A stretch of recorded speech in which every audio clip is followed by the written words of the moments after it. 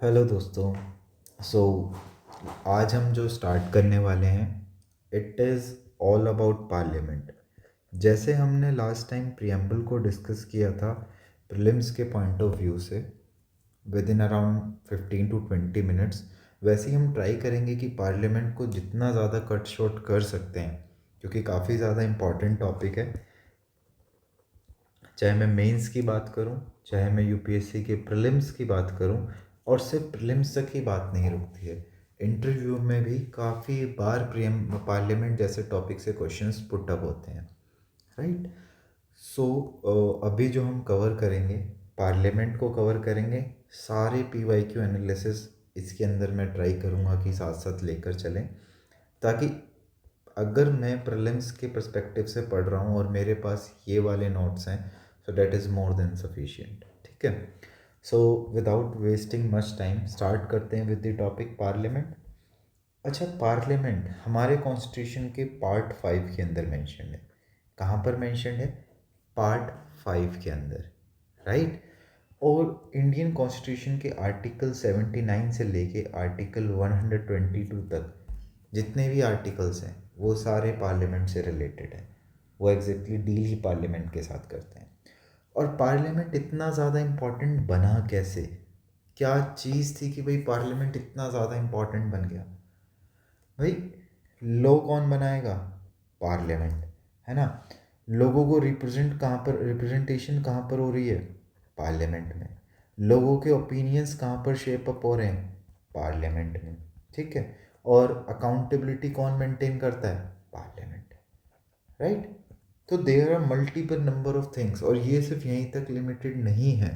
काफ़ी सारी चीज़ें हैं जो सिर्फ पार्लियामेंट के बिहाफ पर ही चलती हैं, है ना। और इसीलिए जब तक पार्लियामेंट कंस्ट्रक्ट भी नहीं हुआ था, पार्लियामेंट का यूज़ होना भी स्टार्ट नहीं हुआ था, क्योंकि वो तो after the first general election के बाद हुआ था 1952 के टाइम, है ना। तो जो प्रोविजनल पार्लियामेंट थी वो क्या थी? Constituent assembly. जो हमारी कॉन्स्टिट्यूएंट असेंबली थी, it was acting as provisional parliament till the new parliament was constituted, right. तो इसी से हम अंदाज़ा लगा सकते हैं कि कितनी ज़्यादा इम्पॉर्टेंट चीज़ है पार्लियामेंट, है ना। अब दिमाग में एक चीज़ आती है, वो क्या? हमारे कॉन्स्टिट्यूशन की ज़्यादातर चीज़ें बोरोड हैं, है ना। तो पार्लियामेंट भी क्या कहीं से बोरो किया था? अभी मैं बताऊंगा आपको कि 2021 में सिर्फ एक जो स्ट्रक्चर है, ये बेसिक ओवरव्यू है, इसी में से एक क्वेश्चन आया हुआ था, है ना। तो जो पार्लियामेंट है वो हमने कहाँ से बोरो किया है? ब्रिटिश का जो पार्लियामेंट सिस्टम है, ब्रिटिश पार्लियामेंट सिस्टम, यहाँ से हमने बोरो किया है, राइट। अब जैसे ब्रिटेन में क्राउन इन पार्लियामेंट होता है, क्राउन इन पार्लियामेंट होता है ब्रिटेन में, वैसे ही इंडिया में होता है president in parliament, president in parliament. ठीक है, ये तो बहुत बेसिक सी चीज़ें थी। अब 2021 में अब क्वेश्चन देखो कितना बेसिक बना हुआ है। 2021 में यहाँ से एक क्वेश्चन बन जाता है कि जो ब्रिटिश का पार्लियामेंट है, जब मैं ब्रिटिश पार्लियामेंट सिस्टम की बात करता हूँ, तो वो कैसा है? It is fully sovereign, fully sovereign. जब मैं प्रियम्बल डिस्कस कर रहा था तो मैंने वहाँ पे डिफाइन भी किया था what exactly this word sovereign means, a complete independence, right. तो ब्रिटिश का पार्लियामेंट जो है वो फुल्ली सॉवरन है विद नो लिमिट्स। सबसे इंपॉर्टेंट चीज़, no limits and no judicial review. ऐसे कोई भी कॉन्सेप्ट्स वहाँ पर नहीं है, राइट। 2021 के क्वेश्चन में सिर्फ एग्जैक्टली यही चीज़ें थी। लेकिन जब मैं बात करूँगा इंडियन पार्लियामेंट की, जब मैं बात करता हूँ इंडियन पार्लियामेंट की, तो it is restricted to constitutional values, right. और सिर्फ इतना ही नहीं, कॉन्स्टिट्यूशनल वैल्यूज़ तक चीज़ें नहीं रुकेंगी, it is also subject to judicial review, और ये क्वेश्चन था 2021 का, राइट।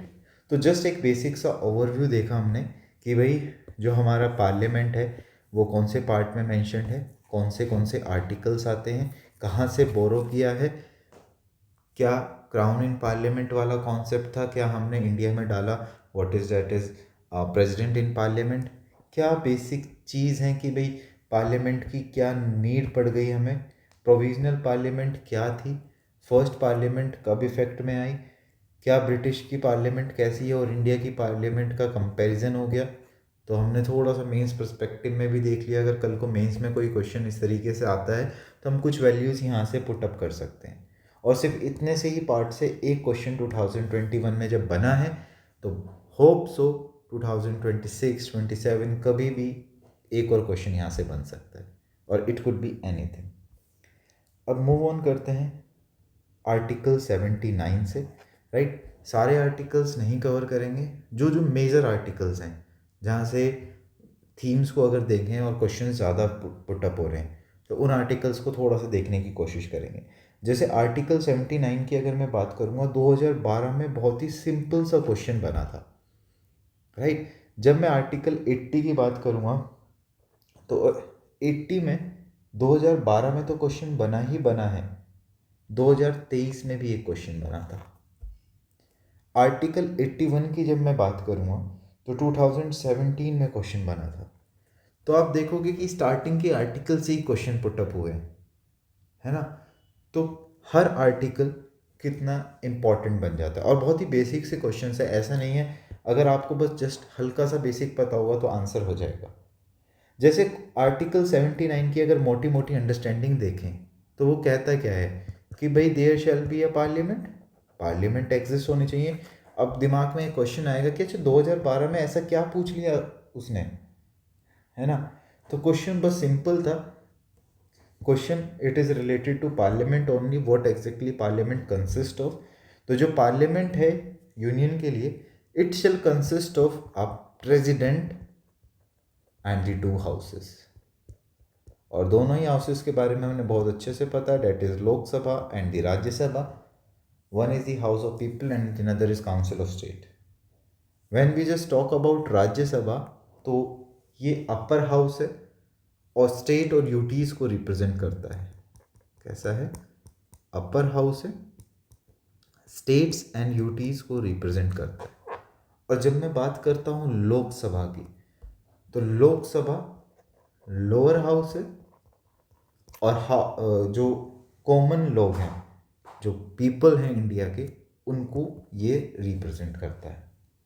ठीक है, अब मैं बस एक बेसिक सी चीज़ बता रहा हूँ, ठीक है। हम ज़्यादा डिटेल में डिस्कस तो नहीं करेंगे, जब प्रेसिडेंट को पढ़ेंगे तब वहाँ पर ये सारी चीज़ें वापस से खुद आएंगी। लेकिन फॉर द टाइम बीइंग, क्योंकि क्वेश्चन कहीं से भी फ्रेम हो रहे हैं और इम्पॉर्टेंट एस्पेक्ट है, तो एक सेंस बनता है कि थोड़ा सा देख लेते हैं।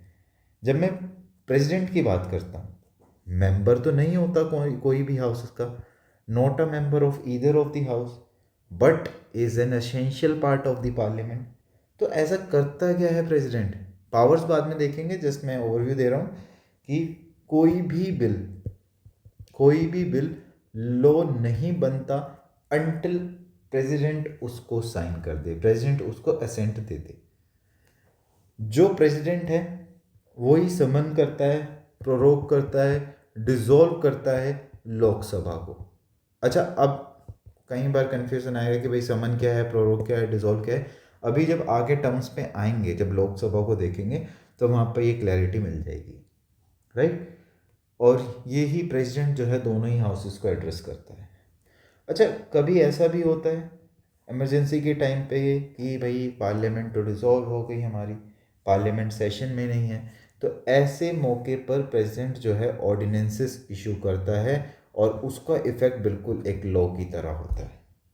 अभी देखेंगे क्या भाई ये लॉ कब तक वैलिड होता है, कब तक नहीं है, या फिर क्या चेंजेस होते हैं, ये जब हम प्रेसिडेंट की पावर्स देखेंगे तो उस टाइम पे क्लैरिटी मिल जाएगी। तो 2012 का क्या क्वेश्चन था और कैसे सिर्फ इतने से पार्ट से बना, वो समझ में आ गया होगा। मूव करता हूँ मैं आर्टिकल नंबर हमारा 80, जब मैं आर्टिकल 80 पे आऊँगा तो मैंने ऑलरेडी बताया 2 क्वेश्चंस आए थे 2023 में और 2012 में। 23 का क्वेश्चन देखते हैं कि किस तरीके से बना था। देखो 23 के क्वेश्चन पे जाने से पहले ये देख लेते हैं कि भाई आर्टिकल 80 कहता क्या है। It talks about the composition of Rajya Sabha, कि भाई राज्यसभा में होता क्या है, क्या कॉम्पोजिशन है उसकी। तो टोटल मेंबर्स कितने हैं 250, राइट। करेंटली कितने मेंबर्स हैं 245। इन 245 में से 12 मेंबर तो नॉमिनेटेड होते हैं, बाकी के जो भी रिमेनिंग मेंबर्स बचते हैं वो सारे कैसे हैं इनडायरेक्टली इलेक्टेड। और इस इलेक्टेड वाले पार्ट पर ही क्वेश्चन फ्रेम हो गया था 2023 में, ठीक है। अब मैंने जैसे बताया कि 12 जो मेंबर्स हैं वो नॉमिनेटेड हैं, तो नॉमिनेट कौन करता है प्रेसिडेंट साहब, है ना। इंटीग्रल पार्ट तो है हमारे पार्लियामेंट का। तो जो प्रेसिडेंट है वो 12 मेंबर्स को नॉमिनेट करता है on the basis of their excellence. Excellence किस में, लिटरेचर हो गया, साइंस हो गया, आर्ट हो गया और सोशल सर्विसेज हो गए, एल सास, राइट। एक इम्पॉर्टेंट एस्पेक्ट जो हम छोड़ देते हैं यहाँ पे कि भाई जो यूएस का सेनेट है ना, यूएस का जो सेनेट है वहाँ पर ये नॉमिनेटेड मेंबर्स वाला कोई भी कॉन्सेप्ट नहीं है। अभी तक तो इससे रिलेटेड कोई भी क्वेश्चन नहीं पूछा गया, बट कंपैरिजन वाला पार्ट पूछ लेता है जब ऑलरेडी 2021 में पार्लियामेंट के ऊपर पूछा हुआ है, तो ये भी शायद कभी पूछ ले। तो पता होना चाहिए कि यूएस की सेनेट में नॉमिनेटेड मेंबर्स वाला कोई भी पार्ट नहीं है, क्लियर। और जो हमारा कॉन्स्टिट्यूशन का 4th शेड्यूल है, जो हमारे कॉन्स्टिट्यूशन का 4th शेड्यूल है, वो कैसे सीट्स की एलोकेशन होगी राज्यसभा में वो डिस्कस कर रहा है, ठीक है। तभी हमने 4th शेड्यूल के बारे में बात कर ली, कितने मेंबर्स होते हैं उसके बारे में बात कर ली, कितने नॉमिनेटेड होते हैं और किस ग्राउंड पे होते हैं ये डिस्कस कर लिया। साथ में ये डिस्कस कर लिया कि यूएस की सेनेट है, क्या वहाँ पर नॉमिनेटेड मेंबर्स होते हैं, तो मेरा जवाब होगा नहीं, राइट। अब 2023 का क्वेश्चन इलेक्शन के ऊपर था कि राज्यसभा के मेंबर्स जो हैं they are elected by state legislature. कौन इलेक्ट करता है, जो स्टेट लेजिस्लेचर के मेंबर्स हैं, through a mean of proportional representation. और जो ये प्रोपोर्शनल रिप्रेजेंटेशन का पूरा चक्कर है, it is totally based on population. मतलब कि जिस एरिया में ज़्यादा पॉपुलेशन होगी वहाँ की सीट्स भी ज़्यादा होंगी। जैसे करंट यूपी की है, अराउंड 31 सीट्स राज्यसभा में यूपी से बिलोंग कर रही हैं। तो जितनी ज़्यादा पॉपुलेशन उसके बेसिस पर जो है सीट्स का एलोकेशन है। अनलाइक, फिर से मैं यूएस की बात करता हूँ, जहाँ पर हर स्टेट का, all states equal representation is there, right. अब 2012 में कुछ इसी तरीके से एक क्वेश्चन पूछ लिया था कि जब बात कर रहे हैं यूटीज़ की रिप्रेजेंटेशन की, भाई राज्यसभा क्या है, स्टेट्स और यूटीज़ को रिप्रेजेंट करता है। और at present as prescribed by the parliament सिर्फ दिल्ली, पुडुचेरी एंड जम्मू एंड कश्मीर, सिर्फ यही 3 यूटीज़ जो हैं वहाँ पे रिप्रेजेंट अप हो रही हैं, तो बाकी की क्यों नहीं हो रही। ये मेंस का क्वेश्चन बन जाता है और ये 2012 की प्रीलिम्स का क्वेश्चन था, राइट। सो ये चीज़ पता होनी चाहिए। मूव ऑन करते हैं आर्टिकल 81 पर। Article 79 it is totally based on what exactly parliament is, मतलब कि पार्लियामेंट होनी चाहिए वो बताता है वहाँ पर। आर्टिकल 80 में राज्यसभा के कॉम्पोजिशन की बात कर रहा है एंड आर्टिकल 81 में आपको क्या लगता है किसकी बात करेगा, तो वो बात करेगा लोकसभा के कॉम्पोजिशन की। जैसे हमने वहाँ पे डिस्कस किया मैक्सिमम स्ट्रेंथ 250 है, यहाँ पर मैक्सिमम स्ट्रेंथ कितनी है 550। करंट स्ट्रेंथ की बात करूँगा तो इट इज़ 543। कुछ टाइम पहले तक 20 के अराउंड इट वॉज 545।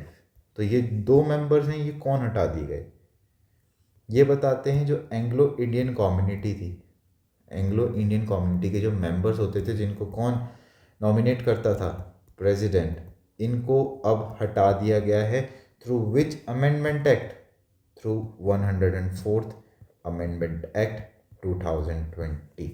और 104th अमेंडमेंट एक्ट का बिल कब आया था? 2019 में। ठीक है, तो एट प्रेजेंट स्ट्रेंथ कितनी है? 543 की। और जब मैं स्पेसिफिकली 550 की बात कर रहा हूँ तो मैक्सिमम 530 स्टेट से हो सकते हैं एंड 20 जो है यूटीज से हो सकते हैं। फर्स्ट लोकसभा वॉज कंपोज इन 1952, जैसा मैंने पहले भी बताया, राइट। अब एक क्वेश्चन बना था 2017 में एंड इट इज़ लाइक कि क्या कोई भी सिटीज़न क्या फाइल कर सकता है लोकसभा का इलेक्शन में, मतलब अगर उसको कंटेस्ट करना हो तो एग्जैक्टली एक नॉमिनेशन पेपर भरा जाता है, कोई भी सिटीज़न। क्या क्राइटेरिया होता है कि जैसे लोकसभा की एज 25 ईयर होनी चाहिए सिटीज़न की, या फिर राज्यसभा की 30 ईयर्स ऑफ एज, वो सारी चीज़ें अभी आगे आएंगी। बट फॉर द टाइम इतना पता होना चाहिए कि कोई भी सिटीज़न जो है वो नॉमिनेशन पेपर भर सकता है जिसका नेम जो है इलेक्टोरल रोल में है, मतलब कि वोटर लिस्ट में है उस पर्टिकुलर कॉन्स्टिट्यूंसी की। ठीक है, और ये जो वोटर लिस्ट में नाम है ये क्या जस्टिफाई कर रहा है कि हाँ एक वैलिड इंडिया का सिटीज़न है। ठीक है, अब मैंने एक वर्ड यूज़ करा कॉन्स्टिट्यूंसी, मतलब कि जो हर स्टेट है, अगर एक स्टेट यूपी है तो वो कुछ टेरिटोरियल कॉन्स्टिट्यूंसीज में डिवाइडेड है। ठीक है, और हर स्टेट को कुछ सीट्स एलोकेटेड हैं लोकसभा में, ताकि जो रेशियो है सीट्स और पॉपुलेशन का वो यूनिफॉर्म रहे अक्रॉस ऑल दी स्टेट। लेकिन कुछ एक्सेप्शंस हैं वहाँ पर। एक्सेप्शंस कैसे हैं? कुछ स्टेट जहाँ पर पॉपुलेशन जो है 6 मिलियन लोगों से कम है, वो सारी एक्सेप्शंस के अंदर आती हैं। एंड ये भी एक क्वेश्चन फ्रेम हो सकता है, बहुत सारे मॉक टेस्ट में ये वाला क्वेश्चन मिल जाएगा, और माइट भी कुछ ऐसा यूपीएससी फ्रेम कर सके। ठीक है, तो it is all about article 81। अच्छा, जब हम पॉपुलेशन की बात कर रहे हैं तो पॉपुलेशन बेसिकली जो लेटेस्ट पब्लिश्ड सेंसस है उसके बेसिस पर जो लोगों की फिगर है वो है पॉपुलेशन। एक चीज़ और अभी रिसेंटली न्यूज़ में काफ़ी ज़्यादा देखने को मिली है एंड दैट इज़ पंचायत से पार्लियामेंट 2.0। और जब मैं इतनी बात कर रहा हूँ तो मेरा मतलब है कि भाई एक ग्राउंड लेवल से नेशनल लेवल पर जाने का इनिशिएटिव। अब क्योंकि करंट बेस्ड है तो क्वेश्चन बन सकता है, it is launched by national commission for women and the Lok Sabha secretariat. ठीक है, और इन दोनों ने किसके साथ कोलैब करके ये खोला है? Ministry of tribal affairs.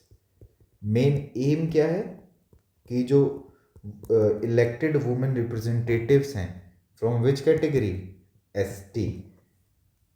ठीक है, उनको एम्पावर किया जा सके फ्रॉम ग्राउंड लेवल से नेशनल लेवल तक।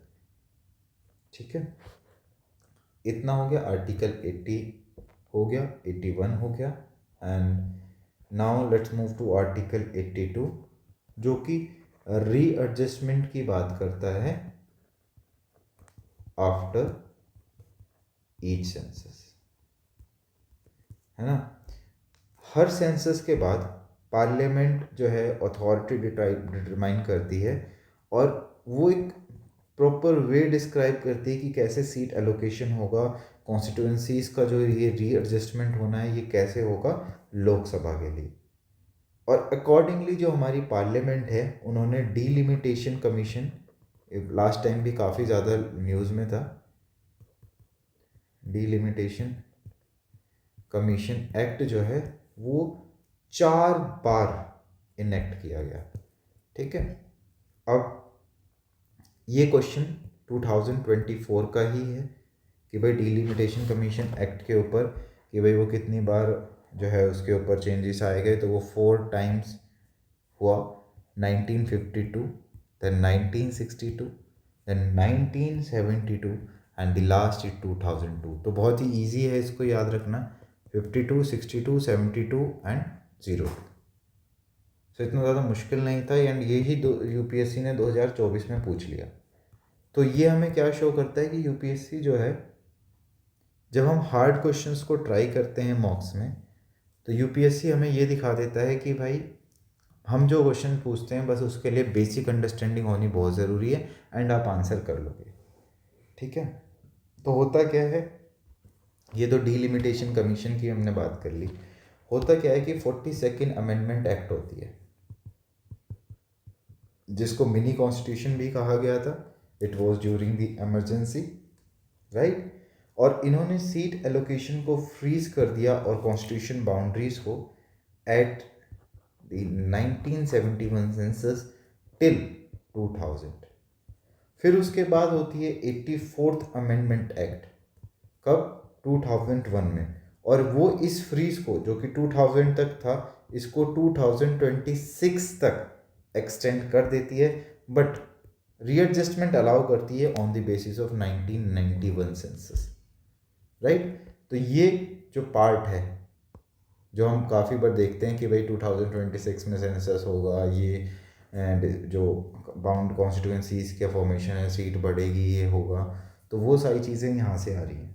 42nd amendment act, 84th amendment act. उसके बाद 87th अमेंडमेंट एक्ट होती है, वो कब होती है, 2003 में, राइट। और वो डीलिमिटेशन को अपडेट कर देती है to use the 2001 census for redrawing constituencies. लेकिन अब इसमें एक कट था, वो कट क्या, without changing the number of seats, without changing the number of seats allocated to each state, right. So ये वाला बस इसके अंदर कट था कि भाई 87th अमेंडमेंट एक्ट जो हुआ 2001 में, उसने, सॉरी 2003 में, उसने इस डीलिमिटेशन का जो यूज़ है वो 2001 सेंसस के लिए कहा कि भाई कॉन्स्टिट्यूंसीज को रीड्रॉ करो, लेकिन सीट्स एलोकेशन चेंज नहीं होना चाहिए। इसके अलावा इसी टाइम पे जो, जब हमारा क्या कहते हैं 104th अमेंडमेंट एक्ट आया था, 104th अमेंडमेंट एक्ट अभी जस्ट हमने पीछे भी डिस्कस किया है। तो इसका जो प्रपोजल था वो 2019 में आया था, 2020 में ये पास हो चुका था। और जो रिजर्वेशन की बात करी गई थी इसमें, कि कॉन्स्टिट्यूशन ने जो एससी और एसटीज के लिए रिजर्वेशन दिया था लोकसभा में, it was based on their population. Originally जो है ये 1960s में ख़त्म हो जाना चाहिए था, बट ये 10 ईयर्स के लिए एक्सटेंड कर दिया गया। और फिर उसके बाद 104th अमेंडमेंट एक्ट के थ्रू इसको 2030 तक फिर से एक्सटेंड कर दिया गया। तो काफ़ी बेसिक सी न्यूज़ है, एंड काफ़ी कॉमन भी है, और यूपीएससी पूछ ले, क्या पता, वैसे पूछेगा नहीं इस टाइप के क्वेश्चंस, लेकिन फिर भी इम्पॉर्टेंट था। इसके बाद 83 आर्टिकल किस चीज़ के बारे में बात करता है। अभी तक आर्टिकल 83 पे कोई भी क्वेश्चन नहीं बना है, राइट। जैसे आर्टिकल 82 तक 79, 80, 81 एंड 82 पे क्वेश्चन बने हुए हैं, आर्टिकल 83 पे नहीं बना। It is all about duration of houses of parliament, duration of houses of parliament.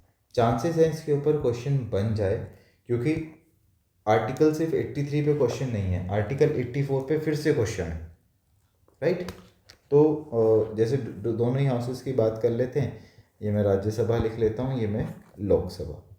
अब ड्यूरेशन की जब मैं बात कर रहा हूँ, तो राज्यसभा कैसी है, परमानेंट बॉडी है, परमानेंट बॉडी है, right, and it is not subject to dissolution. But Lok Sabha एक परमानेंट बॉडी नहीं है, लाइक राज्यसभा। राज्यसभा में क्या होता है, 1/3 मेंबर जो हो जाते हैं वो रिटायर किए कर दिए जाते हैं आफ्टर एवरी 2 ईयर, राइट। लेकिन लोकसभा का जो टर्म है वो 5 ईयर्स का ही होता है। रिटायर, जो ये मेंबर्स यहाँ पर रिटायर हुए हैं, ये रिटायर मेंबर्स री इलेक्ट हो सकते हैं एनी नंबर ऑफ टाइम्स। ऐसा कुछ भी जो है प्रोविज़न वहाँ पर मेंशन नहीं है। दे कैन बी री इलेक्टेड और री nominated any number of time.